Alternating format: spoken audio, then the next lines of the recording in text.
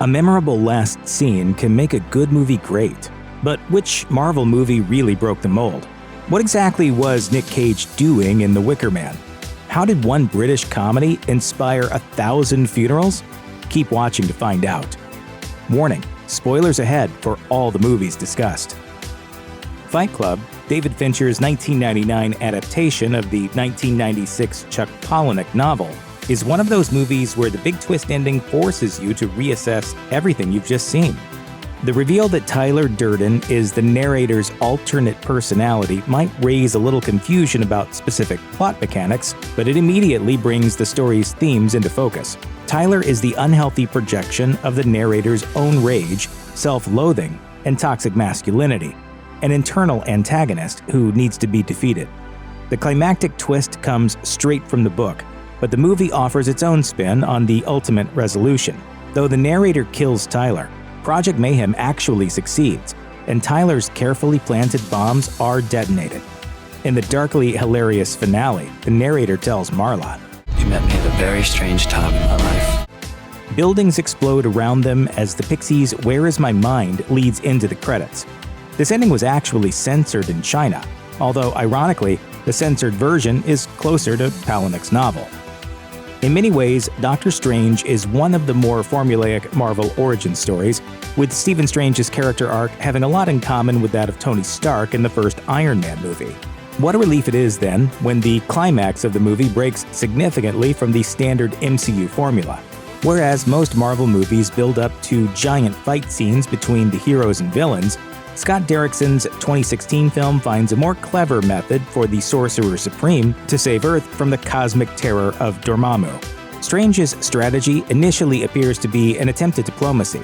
He announces his intention to bargain with Dormammu, at which point the Dark Dimension ruler promptly kills him. It soon becomes clear, however, that Strange's true plan is to annoy Dormammu into submission, as he has trapped both himself and Dormammu in a time loop in which Strange keeps coming back to be killed again and again and again. Dormammu, I've come to bargain. Eventually, Dormammu gets so sick of the loop that he agrees to Strange's terms to leave Earth alone. No doubt more superhero movies could benefit from the inventive use of superpowers displayed in this unique showdown. Director Adam McKay's Don't Look Up was one of the most divisive films of 2021.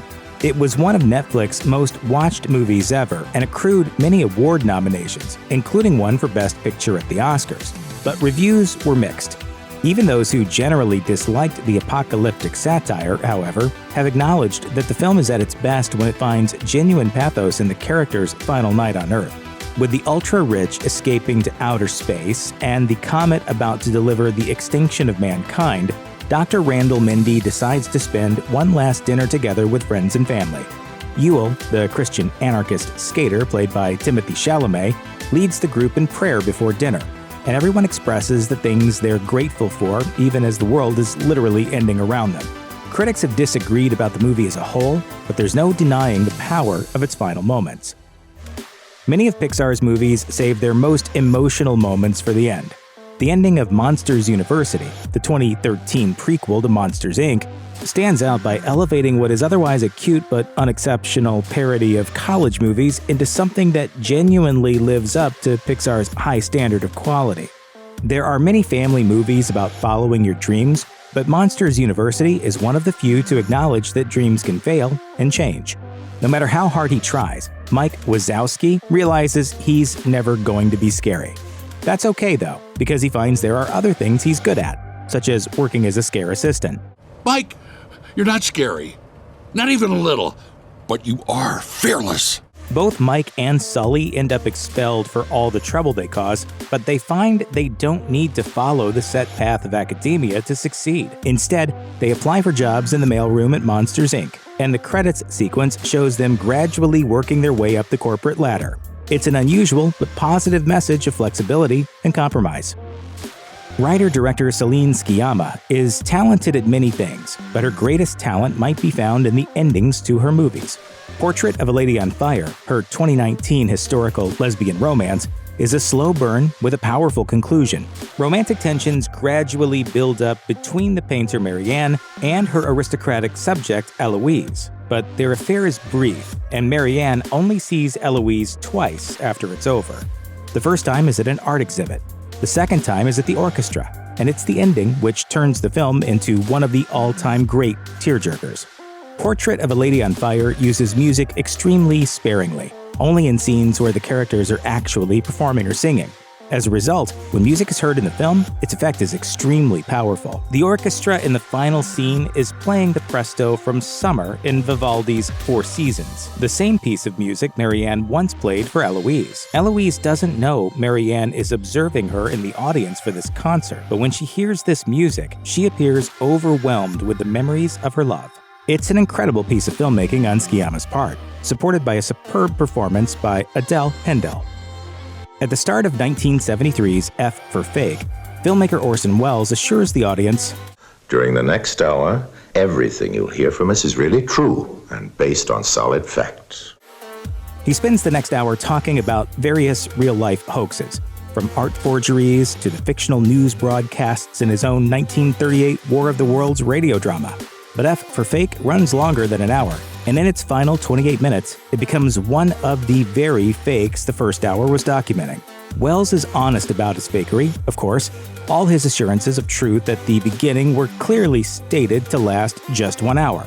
And at the end of the film, he openly admits to lying his head off during the 17-minute story about his partner and co-writer Oya Kodar modeling for and swindling Picasso. In an era of fake news, Welles' trolling deconstruction of the documentary format is more relevant than ever. Christopher Nolan's 2006 film The Prestige concludes with several mind-blowing twists. Each of the magicians is hiding secrets. For Hugh Jackman's Robert Angier, the secret is that he's able to pull off the transported man magic trick through actual magic of sorts, cloning himself with a machine built by Nikola Tesla.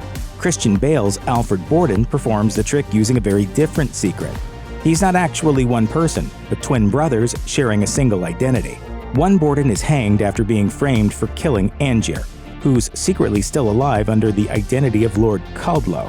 The other Borden gets his revenge and kills the last remaining Angier, whose theater burns down with all his dead clones inside. Great twist endings are hard to pull off, but The Prestige is a movie designed around its many revelations, meticulously following the steps that make a great magic trick work. Set in a motel outside of Disney World, the Florida project centers around Mooney, a 6-year-old girl having fun with her friends while her loving but neglectful single mother, Haley, struggles to make ends meet. It's a movie that's repetitive by design to best get across the reality of life and poverty. But the ending shakes up this repetition in a manner both heartbreaking and absolutely stunning. Eventually, things get bad enough that Child Services come to take Mooney away from Haley.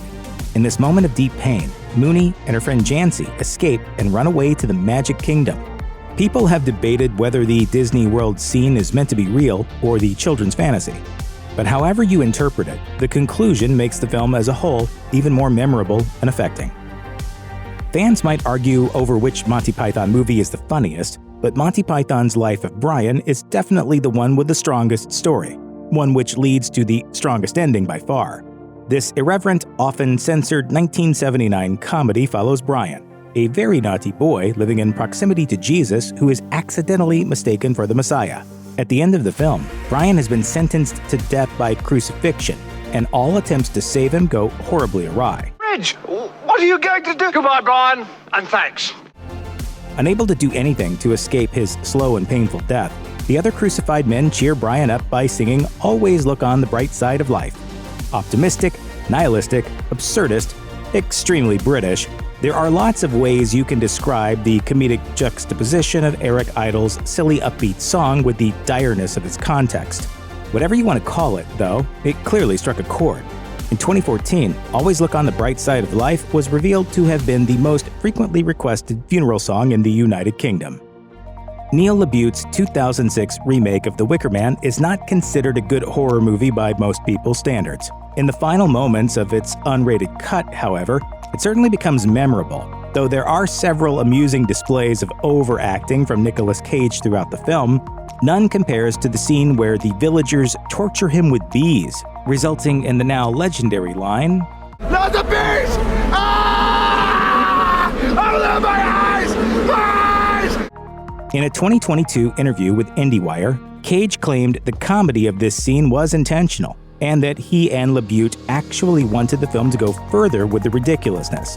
He said, "It probably would have been more clear how funny it was if producer Avi Lerner let me have the handlebar mustache that I wanted to wear and be burned in the bear suit. That would have been so horrifying, but they didn't go for that because all the comedy would have emerged from this horror." He pointed to the horrifying yet also darkly comedic conclusion of Midsummer as a more successful example of what the Wicker Man remake was aiming for. Michael Curtis's 1942 drama Casablanca is a movie that's so beloved as a classic that basically every line has become a cliché, and it's still a delight to watch 80 years later. From beginning to end, Casablanca is a brilliantly entertaining movie, with clever writing and captivating romantic chemistry between Humphrey Bogart's Rick Blaine and Ingrid Bergman's Ilsa Lund. It's the story's conclusion, however, that truly seals this as one of the greatest American films ever made. Rick, a character who was once a celebrated freedom fighter but has since become cynical and disillusioned, regains his heroism at a time when the world truly needs it. He sacrifices his change to stay with Ilsa in order to help her and her husband escape from the Nazis. He's looking at you, kid. Indeed, Casablanca is a work of wartime propaganda, made with such moral heft and great storytelling that it elevates itself to become a powerful work of art.